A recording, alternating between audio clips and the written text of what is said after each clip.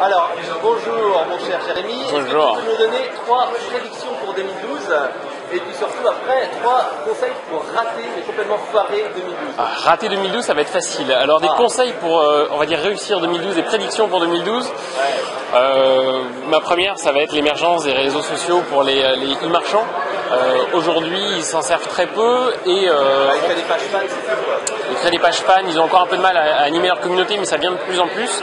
Et surtout, on voit apparaître des nouvelles choses et notamment des nouvelles opérations avec du F-commerce. J'ai en tête ce que 24 heures a fait pour Lacoste il y a quelques semaines avec elle, où ils ont hébergé la boutique F-commerce de Lacoste. On peut pas donner de chiffres, mais ça a été une belle opération. Et puis voilà, il y a plein de petites choses qui se passent comme ça. En ce moment, je crois beaucoup, moi, à l'émergence du business via Facebook. Et le e-commerce, c'est vraiment l'idéal pour ça. D'accord. Ça, c'est la première tendance. La première tendance. La deuxième, c'est ce qu'on appelle... Le contenu, non? Le contenu, je l'aurais mis en 3, mais si tu veux, je peux te la mettre en 2. Alors effectivement, nous, on est des créateurs de contenu, notamment sur Lokita. Voilà, on écrit tous les jours. Hein, pour ceux qui le savent. Alors ça s'écrit avec un C, mais ça se prononce Lokita. Dans une autre interview, je te dirai pourquoi. Et donc en fait voilà, le fait d'exploiter de mieux en mieux la création de contenu à la fois sur les médias sociaux et sur des blogs ou sur des sites pour plein de choses, pour communiquer, pour améliorer son référencement. Enfin, voilà, on a eu cette année droit à Google Panda qui a flingué à peu près tous les sites qui n'arrivaient pas à créer du contenu ou qui étaient des fermes de contenu. Je pense que voilà, le contenu cette année c'est quelque chose. Content is king. Content is king, voilà. Tu auras beaucoup de gens dans cette salle qui vont te répéter ça. Je crois qu'on est à peu près tous d'accord, mais maintenant voilà, c'est de mieux en mieux appliqué ces derniers D'ailleurs, à temps. propos du contenu, est-ce que la vidéo, c'est du contenu qui... Bah, tout le monde dit que la vidéo, c'est l'avenir, mais est-ce que pour l'instant, la vidéo, ça a fait ses preuves? Alors écoute, la vidéo fait ses preuves pour plein de raisons.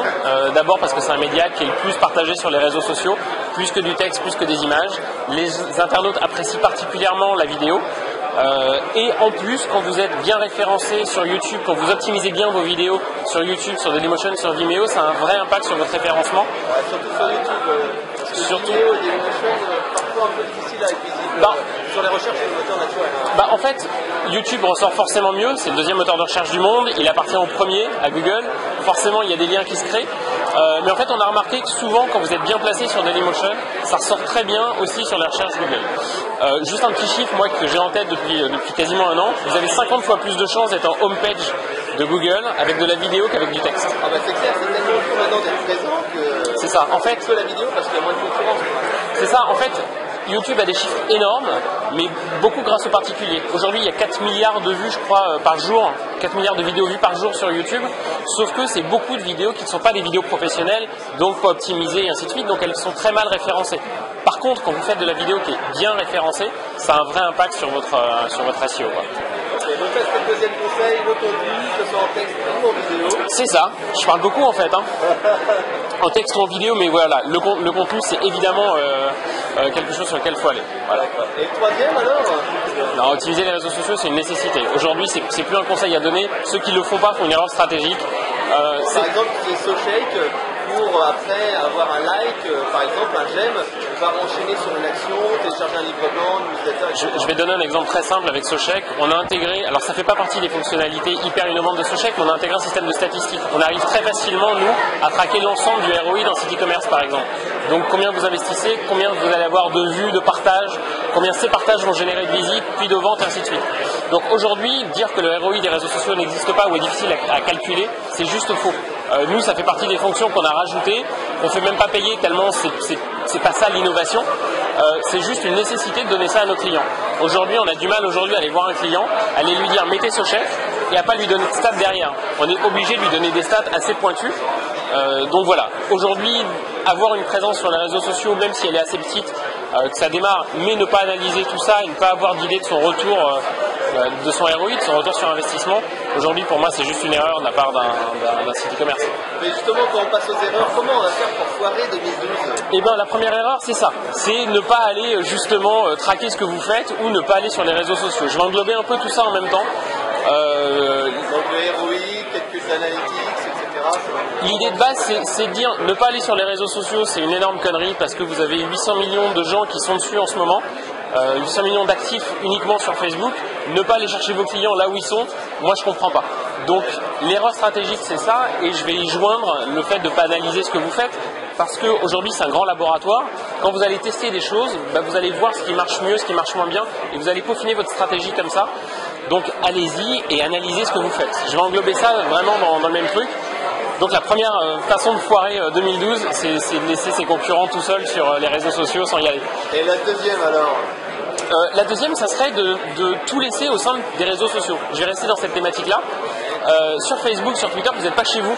Vous êtes sur un site externe. Sa propre communauté. Exactement. Première étape, créer là où il y a un carrefour d'audience, un Facebook, et après créer son propre forum. Mais surtout ramener les gens chez vous. C'est bien d'avoir 1 million de fans, sauf que s'ils restent chez Facebook et qu'ils viennent jamais chez vous, vous gagnez rien.